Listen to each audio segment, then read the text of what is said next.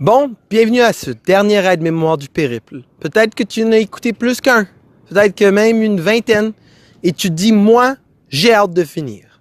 Ben, c'est la dernière tâche, le dashboard. Si tu te rappelles de la mise en situation, c'est assez simple. Il faut aider ma tante Sylvie à créer deux feuilles Excel. Une feuille qui dit combien d'argent est fait par chauffeur par mois, et le deuxième, le nombre d'essence par destination. Alors, il faut faire ces deux choses-là en premier. Soit que tu utilises les fonctions, soit que tu utilises les moyennes. C'est pas important qu'est-ce que tu préfères.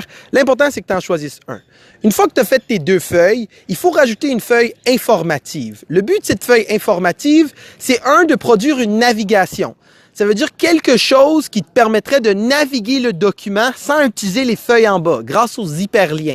Il faut aussi donner quelques informations dans cette feuille-là, comme le nom de la personne qui travaille le document, peut-être la date de début du document, et aussi qu'est-ce que Sylvie doit faire. Ça veut dire prendre ces données du Google Form et les copier-coller dans ta feuille données. Une fois que ça c'est fait, automatiquement, les deux rapports devraient se produire dans deux feuilles séparées pour que Sylvie n'ait pas besoin de faire les maths pour avoir son information, pour qu'elle puisse seulement le voir automatiquement. Alors, ceci met fin aux aides-mémoires du périple. J'espère que tu as aimé le périple et que tu as trouvé ça éducatif et que maintenant tu te sens rempli de ressources.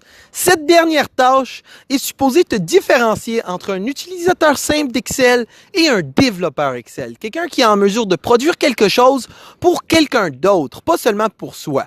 Alors, si vous pensez que vous êtes déjà rendu à cette étape-là, essayez de faire cette partie du périple. Et si vous le faites, je vous donne A+ au cours.